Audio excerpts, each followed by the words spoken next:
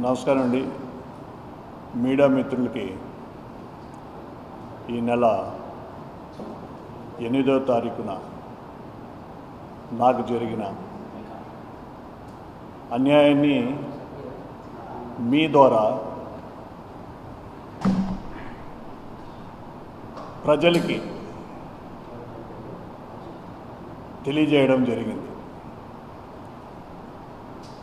నాకు జరిగిన అన్యాయం అంటే ఈత ముక్కల దామోదర్ రిటైర్డ్. ఆ పెద్ద మనిషి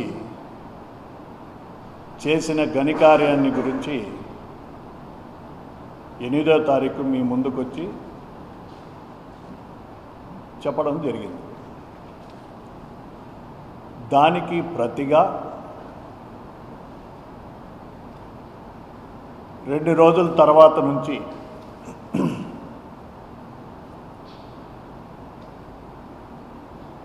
మీడియా మిత్రులు నన్ను ఫోన్ల ద్వారాను నేరుగాను సంప్రదిస్తూ నన్ను ఒకే క్వశ్చన్ వేస్తున్నారు ప్రతి ఒక్కరు. నువ్వు అతని పైన అలిగేషన్ పెట్టావు కదా, అలిగేషన్ పెట్టింటే నువ్వు పోలీస్ కంప్లైంట్ ఇవ్వాలి కదా, అతను ఇచ్చిన కంప్లైంట్ ఏమో రిజిస్టర్ అయింది, నువ్వు కంప్లైంట్ నీ కంప్లైంట్ ఏమో సివిల్ మ్యాటర్ కిందకి ఇచ్చారు, డిస్మిస్ చేశారు. అతను కంప్లైంట్ రిజిస్టర్ చేశాడు కాబట్టి నువ్వు తప్పు చేసింటేనే కదా అతను కంప్లైంట్ రిజిస్టర్ అయింది అని ప్రతి ఒక్కరు అడుగుతున్నారు. దానికి ఈరోజు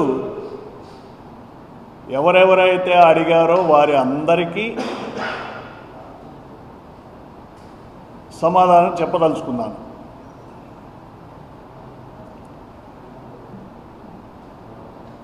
ముఖ్యంగా ఇది ఒక ల్యాండ్కి సంబంధించిన విషయం. ఈ ల్యాండు సేల్ డీడ్ అయ్యింది, ఇది వాస్తవం. సేల్ డీడ్లో రెగ్యులర్ ఫార్మెట్ అనేది ఉంటుంది. ఆ ఫార్మెట్కి అగైనెస్ట్గా పేమెంట్ ముట్టలేదనో పొజిషన్ ఇవ్వలేదనో రాసుకుంటే అది రిజిస్ట్రేషన్ అవ్వదు. మీ అందరికీ కూడా తెలుసు ఆ విషయం. వారిపైన నమ్మకంతో, వారికి నాకు ఉన్న గత పరిచయాలతోటి యాజ్ పర్ ఫార్మాట్ రిజిస్ట్రేషన్ చేయడం జరిగింది. రిజిస్ట్రేషన్ అయిపోయినాక చెక్కులు పంపిస్తామన్నారు. ఆ నమ్మకంతో వదిలేయడం జరిగింది. ఆ రోజుకి ఆ రోజు నుంచి ఫాలోఅప్ చేస్తుంటే ఒక 2 నెలల తర్వాత 65 లక్షల చెక్కు మాత్రం పంపేయడం జరిగింది. ఆ చెక్కు బ్యాంకులో ప్రయాణం చేసుకోవడం జరిగింది. మిగతా 2 చెక్కులు వాళ్ళ దగ్గరే ఉన్నాయి. ఆ 2 చెక్కుల పంచాయతీ ఈ రోజుకి ఇంతవరకు వచ్చింది. ఇది చాలా క్లిస్టర్ క్లియర్ సబ్జెక్టు. ఇది నిజంగానే సివిల్ డిస్ప్యూట్. ఇది లీగల్గా నేను ఆ సేల్ డీడ్ క్యాన్సిల్ చేయాలి. ఈ పరిస్థితిలో దానికి మేము లీగల్గానే ప్రొసీడ్ అయ్యాము. కోర్టు వారు కూడా స్టేటస్ కో మెయింటైన్ చేయాలనేసి ఆర్డర్ ఇస్తూ దాన్ని ఆ ల్యాండ్ని వేరే థర్డ్ పర్సన్కి ఎవరికి సేల్ చేయకూడదు, ఈ డిస్ప్యూట్ క్లియర్ అయ్యేంత వరకు క్లియర్గా ఆర్డర్ ఇవ్వడం జరిగింది. ఇది మేము పోలీసు వారికి సబ్మిషన్ ఇచ్చాం. అతనికి కోర్టు ద్వారా నోటీసులు కూడా పోయి ఉంటాయి. ముఖ్యంగా ఒక సేల్ డీడ్, ఇంత పెద్ద మనిషి ఒక సేల్ డీడ్ చేసుకున్న తర్వాత ఆ సేల్ ట్రాన్సాక్షను కంప్లీట్ చేయక ఇంత లిటిగేషన్లు క్రియేట్ చేసి ఇటు పోలీసు వారికి అవుతేనేమి, ప్రజలకు అవుతేనేమి, పర్సనల్గా నా ఫ్యామిలీకి అందరికీ డిస్టర్బ్ చేస్తూ పర్సనల్గా నా ఫ్యామిలీకి ఇంత హరాస్మెంట్ చేయడము కరెక్ట్ కాదు. కాబట్టి ఇది టోటల్ సివిల్ డిస్ప్యూటు. లీగల్గా కోర్టుకు పోయి ఏ విధంగా నా చట్ట ప్రకారం నాకు చెందాల్సిన డబ్బులు అవుతేనేమి, లేక ఏదైతే రిజిస్టర్ చేశానో ఆ భూమి అవుతేనేమి కోర్టు ద్వారానే నేను వెనక్కి తీసుకోవాలని పోరాటం చేస్తాను.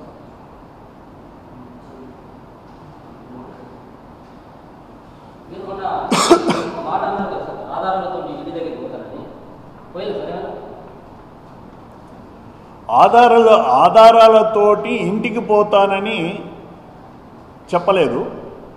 ఆధారాలతోటి ఇంటికి పోతే ఇంకొక కేసు పెట్టిస్తాడు, నా ఇంటిపైకి దౌర్జన్యం వచ్చాడనేసి. ఈడీ దగ్గరికి అవుతానేమి, బినామీ యాక్ట్ కిందకి అవుతానేమి, సిబిఐకి డెఫినెట్ ముందుకు పోతాం. ఎందుకంటే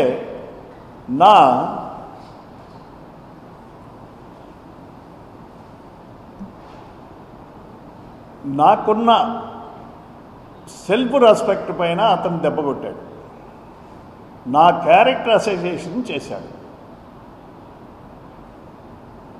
గత 1.5 year నుంచి. ఇక్కడ మెయిన్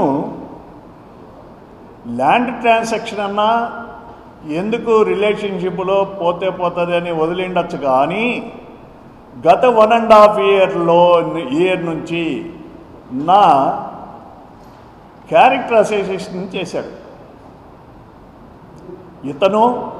ఇతను బినామీ ఇంకొకడు ఉన్నాడు. ఎందుకంటే నాకు మానవత్వం ఉంది. ఇంకొకటి పేర్లు మాటి మాటికి చెప్పడం కన్నా కొన్ని కారణాల చేత కొన్ని కట్టుబాట్లతో నాకు ఇన్సిస్ట్ చేస్తున్నాయి. ఎందుకంటే వాళ్ళకు పిల్లలు ఉన్నారు. వాళ్ళు అనుకున్నట్టు నా పిల్లల్ని రోడ్డుపైకి తీసుకొచ్చి, నా ఫ్యామిలీని రోడ్డుపైకి తీసుకొచ్చి నన్ను బెండ్ చేసుకొని నన్ను క్రష్ చేయాలని అనుకున్నారు. కానీ నేను ఆ విధంగా చేయదలుచుకోవట్లేదు. నా పిల్లలు కూడా నా పిల్లలతో సమానంగా వాళ్ళ పిల్లలు కూడా నా పిల్లల్లాగానే భావిస్తూ నేను ప్రస్తుతానికి వాళ్ళకి ఎలాంటి డ్యామేజ్ జరిగే కార్యక్రమం చేయదలుచుకోవట్లే. ఇంకా మీదట ఏదైనా కాలమే నిర్ణయిస్తుంది. మరీ నన్ను క్రష్ చేసి అదే విధంగా చేయాలనుకుంటే అప్పుడు ఆ పరిస్థితుల్లో ఏ విధంగా చేయాలనో ఆ విధంగా నిర్ణయం తీసుకుంటాను. ఈ నెల మొదట్లో మీరు పెట్టిన ప్రెస్ మీట్ ఏదైతే ఉందో ఆ ప్రెస్ మీట్లో పూర్తిగా అవాస్తవాలు మాట్లాడారని చెప్పేసి ఎవరెవరైతే వీడియోలు ఇచ్చినా చాలా ప్రతి ఛానల్ ఫోన్ చేసే ప్రయత్నం చేస్తూ ఉంటారు. ఆధారాలు ఉంటే వేయండి, అంతవరకు వేయద్దు మీరు అని చెప్పేసి చెప్తా ఉన్నారు. మీరేమంటారు? నేను ఆ రోజే ఆధారాలు ప్రతి ఒక్క పేపర్ ఇచ్చా. ఆ పేపర్ మీరు చూడంగానే వాళ్ళు తప్పు చేశారా నేను తప్పు చేశానా మీరే నిర్ణయించవచ్చు. ఓకే, నేను తప్పు చేశాను, నేను ఇచ్చిన ఆధారాలు కూడా తప్పు అనుకోండి. వాళ్ళు దానికి రిప్లై స్పందించాలి కదా. వాళ్ళు నేను ఇచ్చిన ఆధారాలు తప్పు, నేను మాట్లాడింది తప్పు ప్రూవ్ చేసుకోవాలి కదా. నన్ను నిలబెట్టచ్చు కదా, నేను తప్పు చేశానని నిలబెట్టచ్చు కదా. ఆ రైట్ వాళ్ళకు ఉంది కదా. సార్ వాళ్ళు ఏమంటున్నారంటే ఆయన మీద గతంలో నక్సలిజం క్రిమినల్ కేసులు ఉన్నాయి, వేరే వాళ్ళకు వివిధ రకాలుగా సప్లై చేసేటోళ్ళు అన్నట్టు కూడా మీ గురించి బయట చెప్తున్నారు. ఓకే, నక్సల్స్ సంబంధాలు ఉన్నాయా అంటున్నారు. మిత్రులారా, మీరు ఒక్కటి గమనించాలా, ఒక ఏరియాలో ఒక డిస్టిక్లో ఒరిస్సా అవుతేనేమి, ఛత్తీస్గఢ్ అవుతేనేమి, జార్ఖండ్ అవుతేమి, ఇవన్నీ అటవీ ప్రాంతాలు. ఈ అటవీ ప్రాంతాల్లో అభివృద్ధి చేయడం కోసం కాంట్రాక్టర్లు పడే తిప్పలు అన్నీ ఇన్ని కాదు, నా ఒక్కడిపైనే కాదు, ఎవరెవరు ఉన్నారో కాంట్రాక్టర్ల పైన అంతా ఈ కేసులు ఉన్నాయి. ఎందుకంటే ఈ అటవీ ప్రాంతంలో వారి షెల్టర్ ఉంది. అటువైపు పోలీసు వారు ఉన్నారు, ఇటువైపు వీరు ఉన్నారు, నక్సల్స్ ఉన్నారు. వాళ్ళు పెట్టే డిమాండ్లకు అవుతేనేమి, వాళ్ళు పెట్టే టార్గెట్స్కి అవుతేనేమి, ఇరువురు కూడా కాంట్రాక్టర్లు చాలామంది బలైపోతుంటారు. అది ఒక స్టోరీ. ఇక్కడ నేను మలకనగిరి అనే డిస్టిక్లో ఏఓబి, ఏ అంటే ఆంధ్ర, ఓ అంటే ఒరిస్సా బార్డర్, ఏఓబిలో నేను వర్కులు చేశా మలకనగిరి డిస్టిక్లో. మనం ఈరోజు 2005లో ఉన్నాం. నేను 2011 నుండి 16 వరకు వర్క్స్ చేశాను ఆ డిస్టిక్లో. ఆ రోజు 2011 నుండి 16 వరకు ఇంకొక 30-35 సంవత్సరాలు వెనుకబడి ఉంటుంది ఆ జిల్లా. అట్లాంటి జిల్లా ఆ రోజు నరమానవుడు కూడా కనిపించేటోడు కాదు, రోడ్లు లేవు, ఏమీ లేవు. ఈరోజు ఒక సిటీలాగా తయారైంది. అక్కడ ఒక ఎయిర్పోర్ట్ కూడా వచ్చింది. 50,000 ఉన్న భూమి ఈరోజు 1-2 కోట్లు అమ్ముతున్నారు. ఎంతో డెవలప్ అయింది. ఇదే ఆ జిల్లాలో అంత రిస్క్ తీసుకొని వర్కులు చేసినప్పుడు the great CM Naveen Patnaik గారు నన్ను పిలిచి, మిగతా వారికి కూడా ఈ కాంట్రాక్టర్ ఆదర్శం కావాలి, ఇతను ఎట్లా హ్యాండిల్ చేశాడు, ఏ విధంగా వర్క్స్ కంప్లీట్ చేశాడు తెలుసుకొని ఇతను ఆదర్శంగా తీసుకొని మీరు అదే విధంగా డెవలప్ చేయండి ఆ ఏరియా అన్నాడు. కానీ నా పైన కేసు అయింది. నా పైన కాదు, నా కంపెనీ పైన కేసు అయింది. నేనేదో బ్యానర్డ్ మెటీరియల్లో 10 మందికి హాని కలిగించే మెటీరియల్లో నేను తీసుకుపోతుంటే కేసు పెడితే తప్పు. నాకు రోడ్డు కాంట్రాక్టర్ మామూలుగా కావాల్సింది ఏముంది, బ్లాస్టింగ్ మెటీరియల్, క్వారీ ఆపరేషన్ చేయాలా, బ్లాస్టింగ్ చేయాలా, బ్లాస్టింగ్ మెటీరియల్ కావాలి. బ్లాస్టింగ్ మెటీరియల్ కూడా అక్కడ ఆథరైజ్డ్ లైసెన్స్ తోటే అక్కడ సప్లైస్ ఉంటుంది. తర్వాత ఏదైతే ఈ దుర్మార్గుడు ఆ కేసు పెట్టినప్పుడు నా కంపెనీలోనే షెల్టర్ తీసుకొని పనిచేస్తున్నాడు. తిరిగి ప్రతి ఒక్కటి అది చూపిస్తాడు భూతద్దంలో. నేను క్రిమినల్ లాగా చూపించాను. ఇంకా వేరే రోగం లేదు కదా అతనికి, అది చూపించాలని ట్రై చేస్తాడు. అసలు యాక్చువల్గా కేసు పెట్టారు. విత్ లైసెన్స్డ్ ఉన్న మెటీరియల్ తీసుకుపోతుంటే పోలీసు వారు వారికి సప్లై చేస్తున్నారేమో అనే డౌట్ తోటి కేసు పెట్టారు. ఆ కేసు కూడా కొట్టేశారు. నేనేదో బ్యానెడ్ మెటీరియల్ ఇవన్నీ తీసుకోలా. బిల్లుతోటి ఇట్లాంటివి ఏదన్నా నేను తప్పు చేస్తే బిల్లు లేకుండా నేనేమన్నా అక్కడికి తీసుకుపోతుంటే తప్పు చేసినట్టు లెక్క. తప్పు చేసేటి ఎవడైనా ఏదైనా బిల్లు పెట్టుకొని పోతాడా? పోడు కదా. అది మీకే వదిలేస్తాను. అది వాడుకోవడం కోసం, ఏదో ఒక వెపన్ లాగా వాడుకొని నన్ను డిమోరల్ చేయడం కోసం. దామోదర్ వెనక ఎవరైనా రాజకీయ నేతలు వస్తామని చెప్పి భావిస్తున్నాం. ఆయన ద గ్రేట్ సీఎం గారు చంద్రబాబు నాయుడు గారి పేరు కూడా చెప్పుకుంటాడు. నేను ఆయన అడ్వైజర్గా రమ్మన్నాడు, నేను యాక్సెప్ట్ చేయలేదంటాడు ఓ టైంలో. అంటే సందర్భాన్ని బట్టి చెప్తుంటాడు ఇట్లాంటి లూజ్ టాక్లు. తర్వాత the great person central minister Chandrashekar, Pemmasani Chandrashekar కూడా నాకు బంధువు అంటాడు. ఆ చంద్రశేఖర్ గారికి కానీ వేశాడు. కానీ చంద్రశేఖర్ గారు చాలా జెంటిల్ పర్సన్, నా నైబరు, నాకు తెలుసు ఆయన గురించి. ఇట్లాంటి బుడ్డా పకీరుల్ని ఆయన ఎంటర్టైన్గా చేయడు, పట్టించుకుంటాడు. మీరు పెట్టిన కేసు పైన పోలీసులు ఎట్లా స్పందిస్తారు? ఎస్, ఇతను ఒక రిటైర్డ్ పోలీస్ ఆఫీసర్ కదా, డెఫినెట్గా ఏదో మతలబు చేస్తుంది జరుగుతుంది అనుకున్నాను. నిజంగా పోలీసు వారికి దండం పెట్టాలి. నేను ఎలాంటి ఇన్ఫ్లుయెన్స్ కాదు కదా, పరిచయాలతోటి కూడా నేను పోలేదు. ఒక సాధారణ వ్యక్తిగా అతను కంప్లైంట్ పెట్టంగానే నేను, నా కుటుంబము పోలీసు వారి ముందు పోయి విషయం అంతా తెలియజేయడం జరిగింది. రిటర్న్గా కూడా ఇవ్వడం జరిగింది.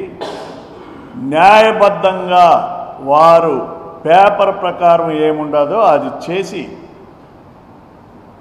ఒక పోలీసు ఆఫీసర్ అనేసి, ఒక సామాన్యుడు అనేసి ఈ తారతమ్యం లేకుండా వాళ్ళు ఒక కంక్లూజన్కి వచ్చారు, అదేవిధంగా చేశారు. వారికి నిజంగానే అట్లాంటి ఆఫీసర్లు అవుతానేమి, టాప్ టు బాటం అందరికీ చేతులెత్తి నమస్కరిస్తున్నా. సార్, ఇప్పుడు 2 చెక్కులు అంటున్నారు కదా, 2 చెక్కులు బౌన్స్ అయినాయి. 2 చెక్కులు అమౌంట్ ఎంత సార్? మీరు దాన్ని సెటిల్మెంట్ చేసి చాలా అంటున్నారు, ఎంత అమౌంట్? 1,30 lakhs and add. యాక్చువల్గా యుద్ధం ఏదన్నా నెగోషియన్స్ ఏదైనా అంటే యుద్ధంలోకి దిగక ముందే ఉంటుంది. యుద్ధంలోకి దిగేసిన తర్వాత మళ్ళీ తిరిగి చూసుకోవడం కరెక్ట్ కాదేమో అని నా అభిప్రాయం. ఎందుకంటే నా పరువు పోగొట్టాడు, సేమ్ టైము నా ఫ్యామిలీని తీసుకుపోయి పోలీస్ స్టేషన్లో పెట్టాడు. నా ఫ్యామిలీ 4 ఉండేటప్పుడు పోలీసు వారు ముందు ఏదో గంభీరంగా ఉన్నాం, కానీ కారులో కూర్చొని ఏడ్చుకున్నాం 4. ఈ దరిద్రుడికి నా వల్ల మంచి జరిగిందా చెడ్డ జరిగిందా అనే దానికన్నా మా ఫ్యామిలీ మెంబర్స్కి వాళ్ళకు బాగా తెలుసు ఏం జరిగిందనేది. అవి ఒకసారి నెమరు వేసుకొని ఒక కంక్లూడ్కి వచ్చాం. నా ఫ్యామిలీలో నా పిల్లలు ఒకటే చెప్పారు, డాడీ ఏదైతే ఒక సెల్ఫ్ రెస్పెక్ట్ అనేది క్రియేట్ చేసుకొని ఇంత చిన్న స్థాయి నుండి మీరు వచ్చారు హైదరాబాద్కి, అది దానిపైన దెబ్బ కొట్టాలని అతను ట్రై చేశాడు, టార్గెట్ పెట్టుకున్నాడు. మేము ఏమైనా ఇబ్బంది లేదు, మనకి ఏమైనా ఇబ్బంది లేదు, ముందు మన సెల్ఫ్ రెస్పెక్ట్ని కాపాడుకుందాం. ఇదే మాట అన్నారు నా భార్య పిల్లలు. మీకు ఇవ్వాల్సిన డబ్బులు ఆయన ఇచ్చేస్తే క్లియర్ చేస్తే కేసు ఏమి ఉండదు. క్వశ్చన్ లేదు. ఇంత చేసినోడికి అతనికి బుద్ధి చెప్పాలా. నేను అనుకున్నట్టు డెఫినెట్ మీ ద్వారానే ముందు మీకే ఇచ్చి మళ్ళీ ఆ కన్సర్న్ డిపార్ట్మెంట్లకి సబ్మిషన్ ఇస్తాను. ఇంకోటి మీకు ఒక విషయం చెప్పాలా, లాస్ట్ ఈ నెల 8వ తారీఖు మీ ద్వారా నా బాధను వ్యక్తపరచడం జరిగింది, నాకు జరిగిన అన్యాయాన్ని తెలియజేయడం జరిగింది. నేను ఆ రోజు ఫోన్ నెంబర్ ఎవ్వరికి ఇవ్వాల, మీరు గుర్తుపెట్టుకోవాలా. అతను పనిచేసిన నెల్లూరు నుండి కొంతమంది ఫోన్ చేశారు. నెల్లూరులో ఉద్యోగం చేసేటప్పుడు నా ఫోన్ నెంబర్ వాళ్ళకి ఎట్లొచ్చిందంటే, ఎఫ్ఐఆర్ని కాపీని ఆన్లైన్లో తీసుకొని చూశారంట. అతను నా పైన పెట్టిన ఎఫ్ఐఆర్ని ఆన్లైన్లో తీసుకొని అందులో నా నెంబర్లు తీసుకొని ఫోన్ చేయడం జరిగింది. వారు చెప్పిన మాటలు మీ ముందు మేము చెప్పలేము. అతను చేసిన అరాచకాలు, అతను చేసిన బినామీ ట్రాన్సాక్షన్లో అక్కడ నెల్లూరులో ఇతని వల్ల ఇతని బాధ్యులు ఎంతమంది ఉన్నారు, ఇతని పెట్టే బాధల వల్ల ఒక పెద్ద గొప్ప వ్యక్తి క్యాన్సర్ వచ్చి చచ్చిపోయాడు కనుక చెప్పారు. నాకు ఎవరు ఏంటి మళ్ళీ వద్దు. అప్పుడు అనుకున్నా, ఓహో ఇతనికి మనం ఎక్కడ కానీ ఎనికి మడమ తిప్పకూడదు, ముందుకు పోవాలా. ఇతనికి రైట్ టైంలో మనం తగిలాము, ఇతనికి బుద్ధి చెప్పేయాలా అనేసి డిసైడ్ అయిపోయింది. లీగల్గానే అవుతాను. నెక్స్ట్ ఇంతకుముందు అన్నట్టు ఎవరెవరికి దర్యాప్తు సంస్థలకు కానీ ఏ విధంగా వారి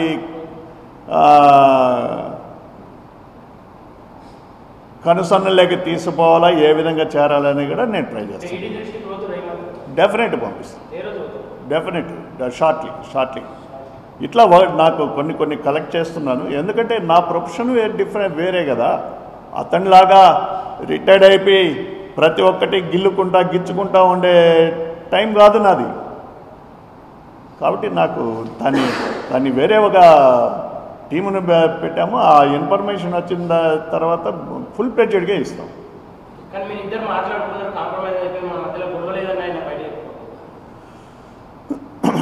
ఆ విధంగా కాంప్రమైజ్ అయ్యేదిగా ఉంటే ఆ విధంగా అయ్యే పరిస్థితి అవ్వాల్సిన అవసరం ఏముండదు. అయ్యేటిగా ఉంటే ఎప్పుడూ అయిపోయేది కదా. ఇది ఈ పరిస్థితికి రాకముందే అయిపోయేది. Thank you.